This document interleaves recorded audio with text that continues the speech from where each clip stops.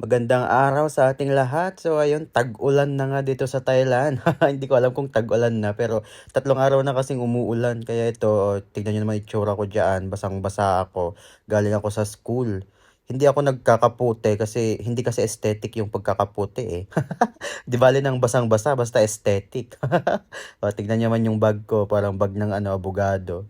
Ayan, so pagdating nga natin dito sa condo, ayan, itsura natin, basang-basa ako diyan. Hindi halata sa video pero basang-basa talaga ako. Paakyat na nga tayo ngayon. Gagamitin natin itong elevator. O, tignan mo naman yung sapatos ko tsaka bag ko. Parang parang abogado ba? O, ang sabi, anong kaso natin, Mayor? Ayan, so sa 4th floor ako. Ayan, so giniginaw na talaga ako diyan kasi basang-basa yung aking damit. Tapos may aircon pa sa elevator. Oh, see? Oh, parang abogado talaga ang puta. Oh, kala mo naman. Yan, so, ito, karating na nga tayo sa 4th floor. Parang ang layo, no? Gustong-gusto ko nang humiga dyan, humilata. Ayan, medyo naulan pa sa labas. So, ito ang aking room. So, pangalawa lang siya from the elevator. So, kailangan nating ibaba yung attache case natin para buksan ang ating mahiwagang pintuan. O, ang hirap pang buksan niya na. Ilang ikot ba yan? Ayun, and welcome to the paradise. Ayun, so hindi pa nga ako nakapag-ayos, di pa ako nakapaglinis. Tignan nyo naman yung higaan ko. O, nakalimutan ko pa talagang isara to. Pero parang patay naman yan kaninang umaga. Hindi ko alam kung bakit bukas yan. Iwan muna natin ang ating mga kubya-kubyertos. At tayo ay magbibihis dito sa terrace kasi nga basa yung mga damit ko. So dito ako magbibihis. Ayan, oh, may barbell tayo. Kala mo naman, malakas ka, boy. Pero minsan ko lang ginagamit yan kasi masyado siyang mabigat. Hindi ko naman kinakaya. Ayan, ito yung problema ko sa Facebook kung ano bang pangalan nan yan. O, ayaw kong i-research kasi gusto ko yung araw-araw akong nakukonfuse kung ano ba talaga yan. Ayan, so mag-change na tayo ng damit. Yung sapatos natin. O, hindi nyo lang alam kung anong amoy niyan. Ako lang ang nakakaalam. Yeah, masarap sa ilong. So, eto na nga, magbibihis na tayo. Una yung sombrero, basa yan. Tapos itong jacket. Yan yung so, talagang basa. Itong aking panloob na uniform ay hindi masyado kasi may jacket tayo eh. At yung relo, hindi nyo rin alam kung anong amoy niyan. Sobrang sarap din yan sa ilong. Yan, rated SPG, pumikit ka muna. Ang sexy ni puta. Wow legs. Wow chicks. Pero jutes yan. Tignan mo naman. Wala kang pakialam. Bakit? Yan lang ang meron ako eh. Ang laki ng tiyan. Nakalimutan ko pang tanggalin yung butones bago ko hubarin. Ayan, tuloy na stuck ka na.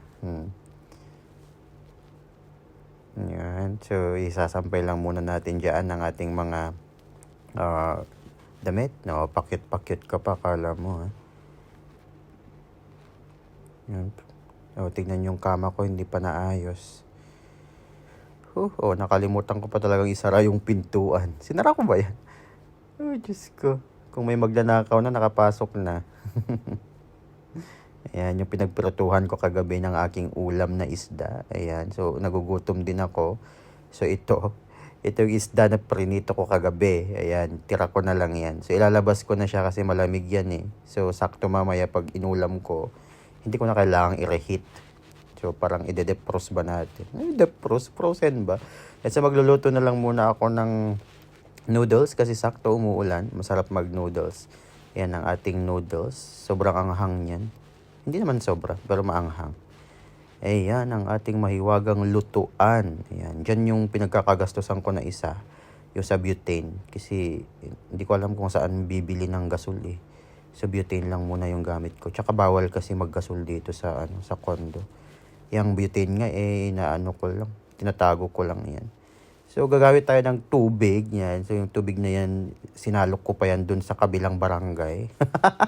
Ang layo ng salukan. Kasi yung tap water dito sa condo, hindi siya potable. Hindi siya pwedeng inumin. Lahat ng mga nasa gripo dito sa Hindi ko alam kung sa buong Thailand, pero nung galing ako ng Chonburi, hindi pwedeng inumin. Galing ako ng Bangkok, hindi pwedeng inumin. Galing ako sa Krabi, hindi pwedeng inumin. Dito sa Prachuap, hindi rin pwedeng inumin. So parang hindi talaga naiinom yung tubig nila dito. Ayan, so habang hinihintay natin yon ay pakyut muna tayo. Ayan, at feeling ko kumukulo na ata. Ayan, so ilagay na natin ang mahiwagang uki. Okay na noodles. Ayan, so yan yung mga rika-rikado niya. Iayos na muna natin ang camera para kitang-kita naman ang ating pangkabuhayang showcase package yan. Yan, showcase na package pa, sabi. Yan, so panghalo. Medyo hindi ko mahanap yung kapares ng chopstick. Yan, so yung chopstick na yan actually is disposable yan. Pero dahil sobrang purita tayo, ayan, nire-recycle natin. Hinuhugas-hugasan lang yan, tapos gagamitin ulit. Kesa naman bili ka ng bili. Isang beses mo lang yun nagamit. Pero pag amag na talaga, yun, sige, tapon na. Ganon yung mga teknikan ng, mga poor ba. Poor kasi tayo eh. Ayan, halo-halo lang.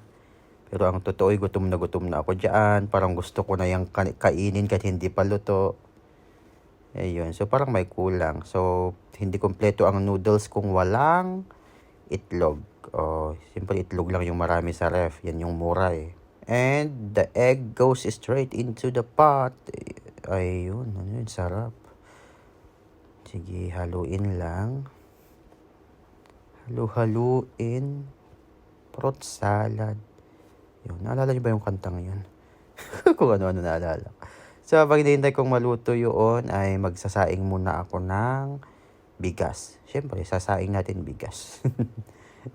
Kasi yung noodles, merienda ko lang yan kasi nagugutom ako eh. Tapos magluluto ako, magsasaing ako. Tapos yung kanin na yan, kakainin ko na yan mga siguro alas 10 or alas 11 mamayang gabi. Alas 5 pa lang kasi eh. Yan, so, siyempre kakain na tayo ng noodles. Medyo mabubusog tayo dyan. Kaya saka na ako kakain pag mga midnight na.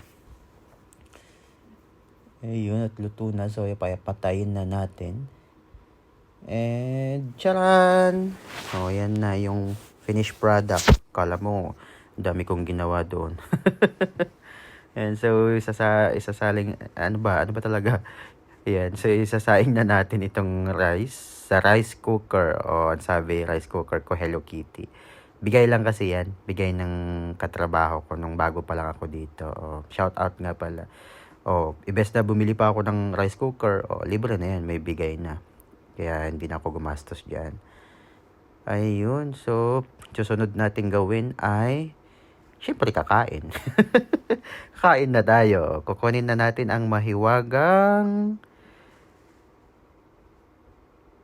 mangkok. Ang laki ng mangkok ah. Yan.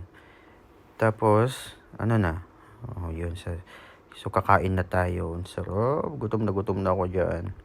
Ang laki na ng tiyan ko, pero gutom na gutom pa rin ako. Walang pakialamanan. Ako naman yung kakain. Ako naman yung tataba. Hindi naman kayo. Ayan. So, hugasin na naman yan. Dami na namang hugasin. Ayan. So, doon tayo sa terrace, sa veranda, kakain. Dahil maganda yung ambience, maganda yung atmosphere. Ano ba talaga? Kasi naulan eh, kaya masarap kumain dyan. Ayan, so tara, kain tayo ng noodles. Siyempre, obvious ba? Noodles naman talaga yan. Kanina pa yan, alam ng mga nanonood eh. Kung may nanonood. And, ay wala pa pala. Ayun, sarap. Yun. Kasi ang sarap kasi talagang kumain ng mga sabaw-sabaw. Mga mainit-init kapag naulan. Bakit kaya? Yan. Sige. Kain lang ng kain. Parang bahay mo to. Sarap ba? Sarap ba? Ha? Sarap ba? Ihipan mo naman ang init-init niyan eh. Subo ka ng subo. Kunting ihip lang kahit napapaso na. Patay gutom yan. Patay gutom yarn, ha?